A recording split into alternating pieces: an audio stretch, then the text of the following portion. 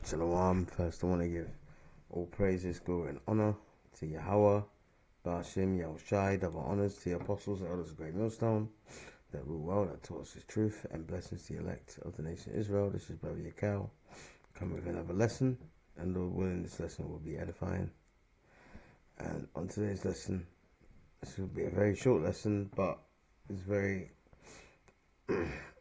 very important to what's going on today, because when you look at prophecy in the Bible, about this Third World War, you have to understand that there's 3 world wars in the Bible. And once you understand what happened in World War One, and then what led to World War Two, you will understand that this Third World War, again, is going to be about the Amalekites. All right, and the Amalekites today are so-called Jewish people. Okay, they are going to be. They were at the center. Really, they were at the center of World War One and World War Two. All right, but this Third World War, they're going to be the same. It's mainly going to be focused about them, and it tells you that in the scriptures. All right, for example, because what is the purpose of this Third World War? Is to judge the nations, man.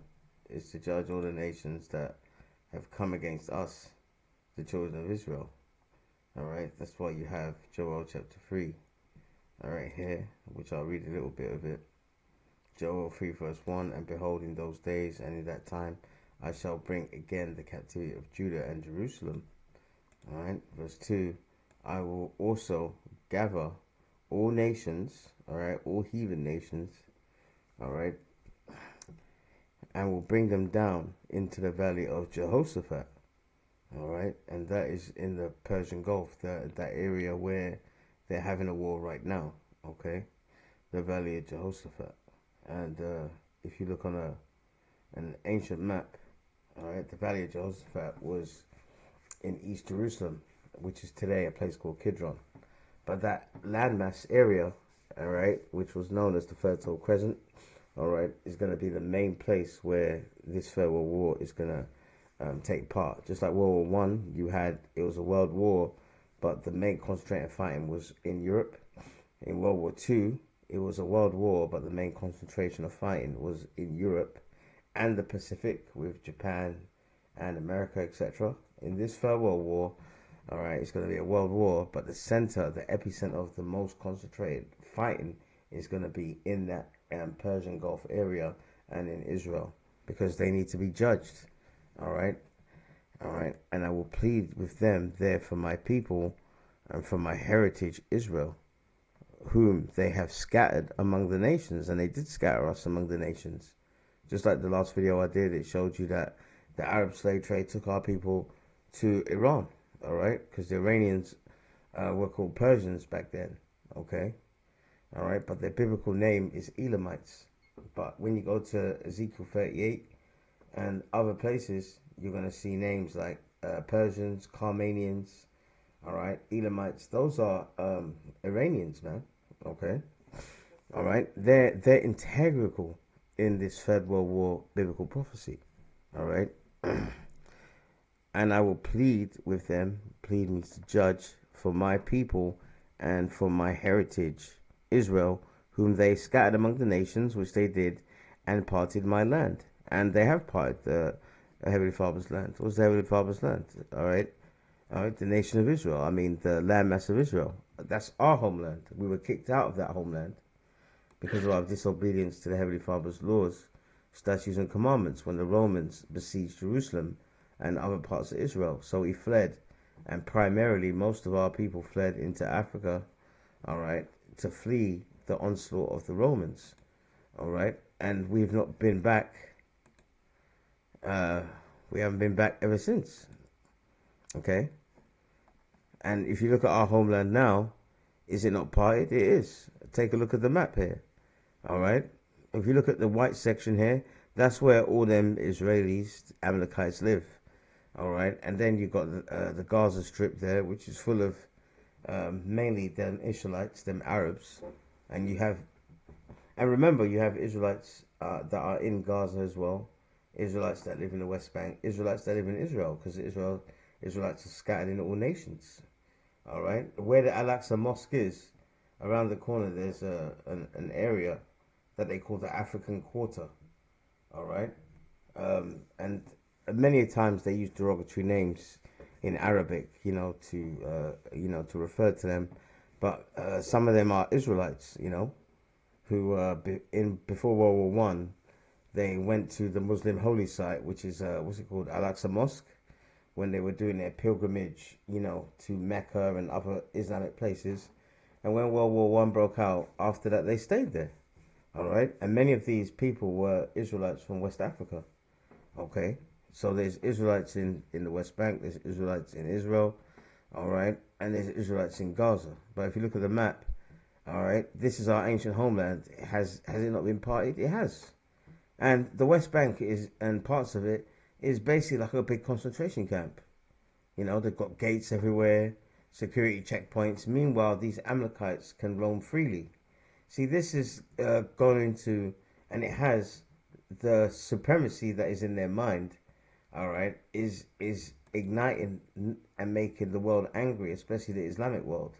And that's why we're going to see this Third World War is going to be about them, just like how World War II was about them. World War One, all right, they were involved in that as well. So there's nothing new under the sun. That's what's going to happen.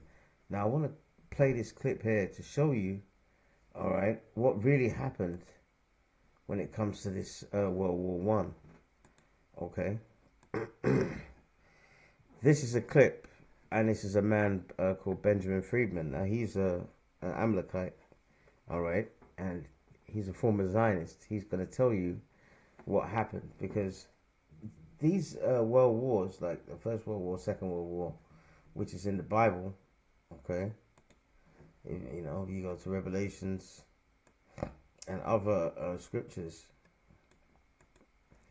all right, it's a prophecy that we're going to have 3 world wars, but they were meant to obviously fulfill prophecy, but also achieve things, okay? So the next part of really the Heavenly Father's plan can be established, okay? Without World War One, you would not have had the prophecy of Zechariah 9 and 6, all right, which I'll read in a minute, okay? Revelations 9 and 12. One woe is past, the First World War, all right? And behold, there cometh 2 woes more after. Woe means destruction, so that's a metaphor for 3 world wars. So one woe is past, the First World War, okay? And then it says, and behold, there come 2 woes more thereafter. That's the Second and Third World War. And we've had the Second World War, but now we're coming into the Third World War, and this is a prelude to it, this war between Israel and Iran, okay? All right, and World War One was very brutal, man. I'm gonna play this clip. This is a video that I did, and this is a clip from a good film called All Quiet on the Western Front. No, it's not. Was it All Quiet on the Western Front? I think yeah, All Quiet on the Western Front. It's a new version of it, and it's about World War One. It's a really good film.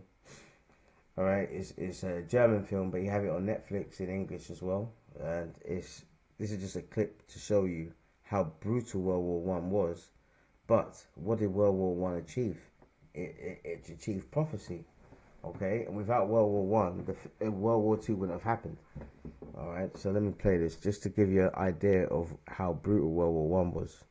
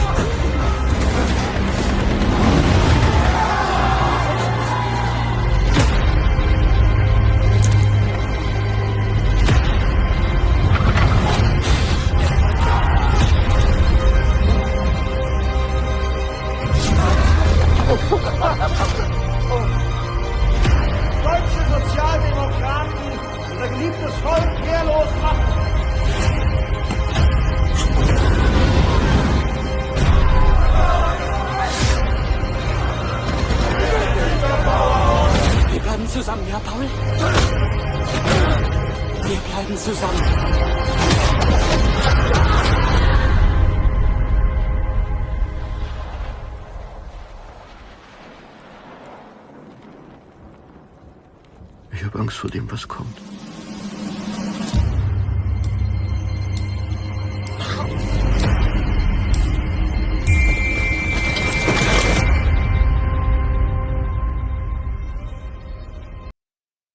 See, All Quiet on the Western Front. It's a really good film. Brutal, but brutally honest. Really, about the real effects and how World War One was. It's really overlooked. Now, what happened in World War One? Okay. Now, Benjamin Friedman here got a clip here where he's gonna speak to you about, tell you about what really happened in World War One. Okay. And how that prepared for World War Two. And these Amalekites were very much involved in World War One and in World War Two. It was all about them. And the Third World War is going to be about them as well. You know, the least of the flock shall draw them out. Okay, the least of the flock is talking about these Amalekites, these Jewish people. They're Edomites, but they're a small section of the nation Edom. But they're the head tribe, so they got the most power. All right, so they're the least of the flock. All right, and they're gonna draw America into war. All right, thermonuclear destruction. That's gonna be the end game. All right, and it's the Heavenly Father that's gonna do it because He prophesied it in the Bible. Okay, they have to be destroyed. It's gonna be a good example of how not to live, how not to govern. Because America is the most wickedest country and the most hypocritical country on the planet Earth. Okay? So how did we get this prophecy, which I'm going to show you? All right. In Zechariah. All right? Because they're not the people. They're not the people of Yahweh Shem Shai. They're trying to pretend they are. All right? But if they are the people, then why is there not peace on earth? Okay? We'll get that because according to the Bible in Isaiah chapter 2, when the Israelites go back into their homeland, all right, they're going to be at the top. Okay? And all these nations are going to be under us as slaves. And there's going to be peace on the earth. So if they're in our homeland and they're saying that they're the real Jews, well, how come there's no peace on the earth? Because they're not. But the prophecy that have filled is this one, Zechariah 9:6. And a bastard shall dwell in Ashdod, and I shall cut off the pride of the Philistines. Now, what is a bastard? A bastard is, well, look up that word, bastard. Alright. Okay. It says in the AI overview in Google, a bastard primarily refers to a person born unmarried parents, historically implying illegitimacy. Okay? And really, the word bastard means illegitimate. Alright? An illegitimate child. So they are the illegitimate child. You know why? Because they're pretending that they're us. When they're not the people of the Bible. They're not the real Jews of the Bible. And the Jews, the word Jew comes from the tribe of Judah. That's only one tribe. There's 12 tribes in the nation. So which one do you come from? Okay? So they're illegitimate children. And where is Ashdod today? Alright? You can just search it here, Ashdod. Click on search. Ashdod. City in Israel. There you go. So an illegitimate people will be dwelling in Ashdod. Who's there? They are. So they're not the Jews of the Bible. Okay? And if they were,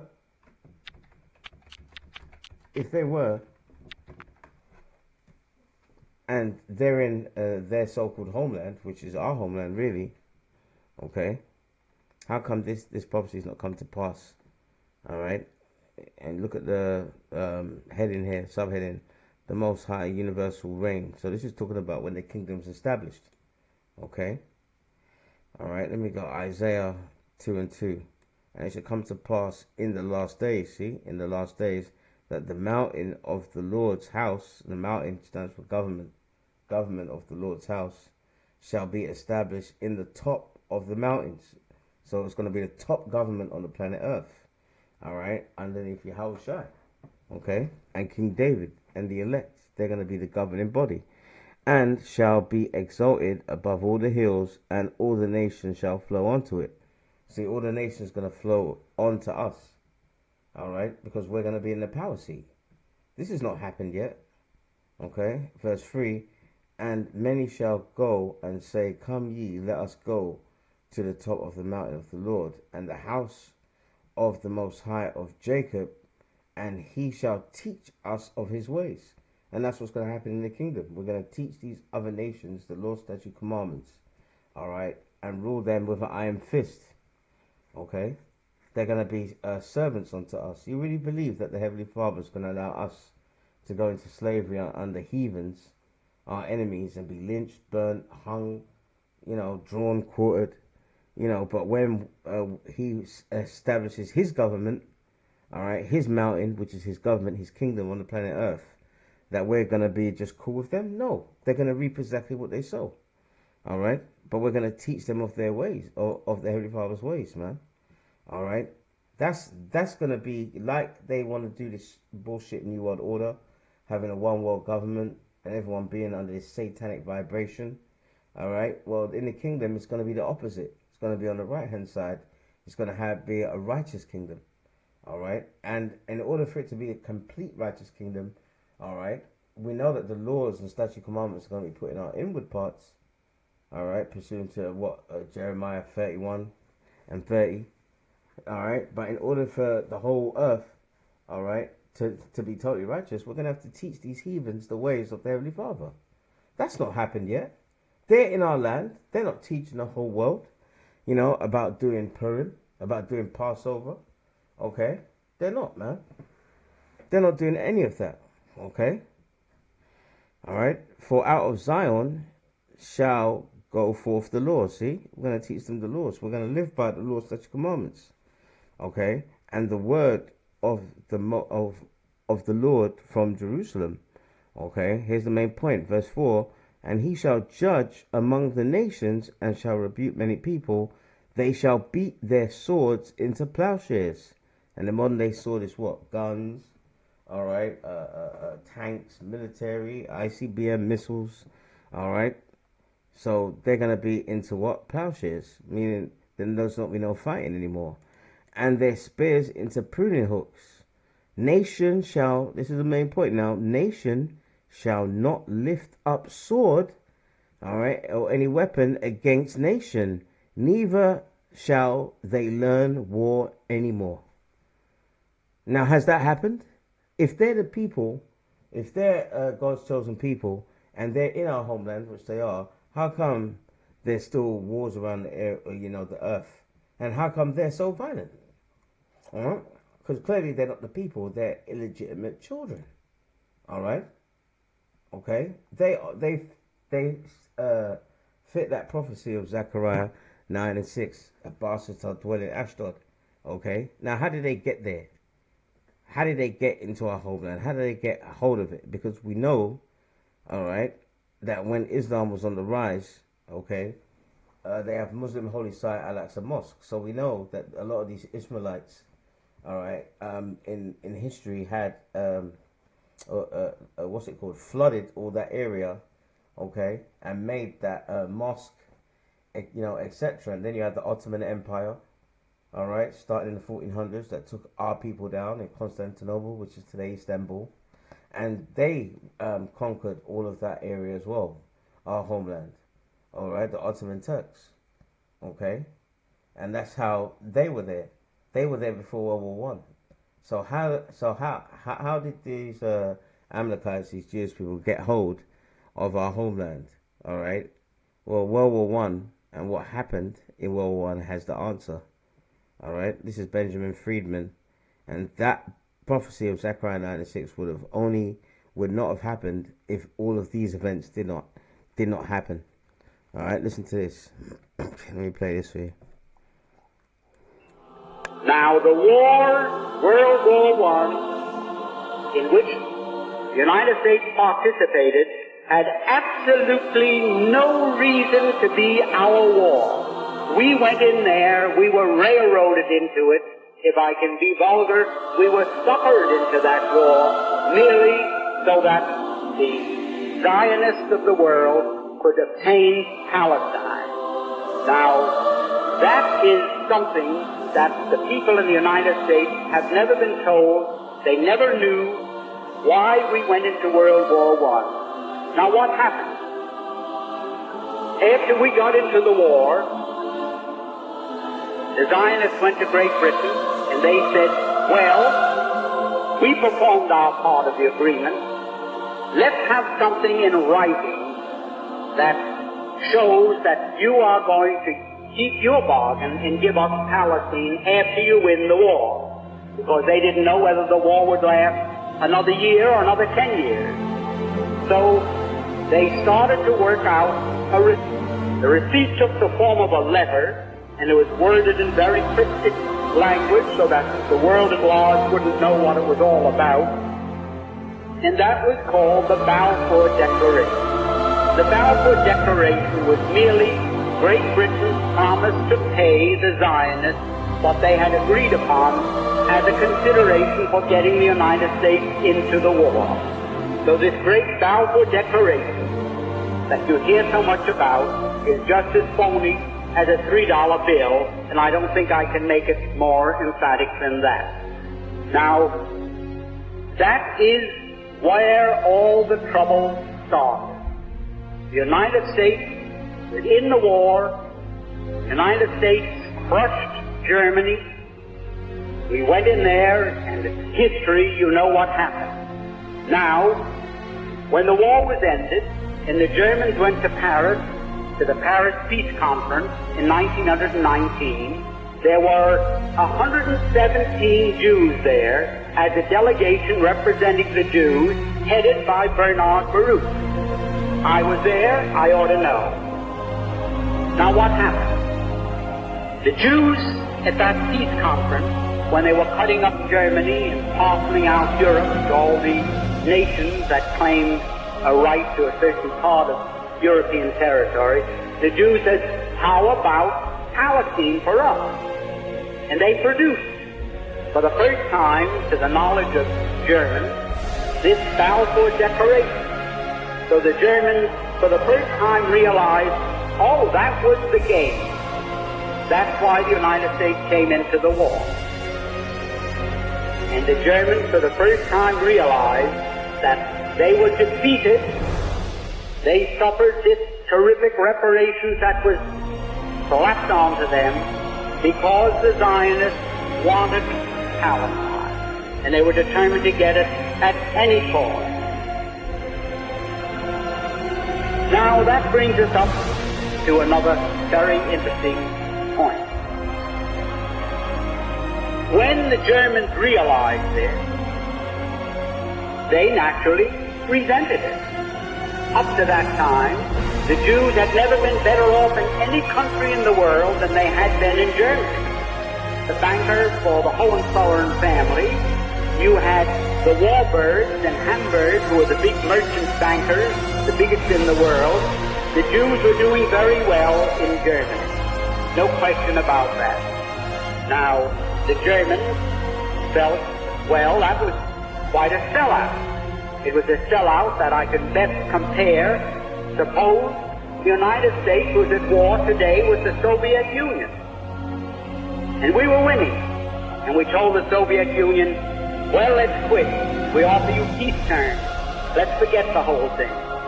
And all of a sudden, Red China came into the war as an ally of the Soviet Union. And throwing them into the war brought about our defeat. A crushing defeat, with a reparation the likes of which man's imagination cannot encompass.